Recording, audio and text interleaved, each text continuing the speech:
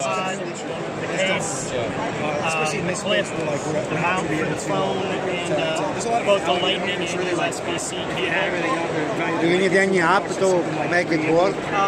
We provide two apps actually. One is an audio-only app, and the other is a video app. Soren would be much better to show you the app than I would, but it lets you control the settings, one of which is actually the stereo field.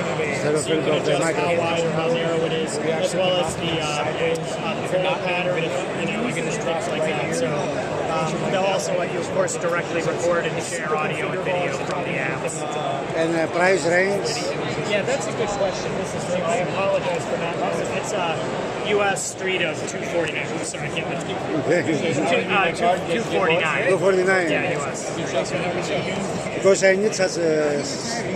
I need such a microphone for the videos, you know. Oh, yeah. No, this is only for iPhones? It works with some Android phones. Not Android? Some Android phones. We're qualifying and testing with specific. So the Samsung S, the latest Samsungs it works with, things like that. We have a list on the webpage. And it does come with the USB-C. It will. Good idea.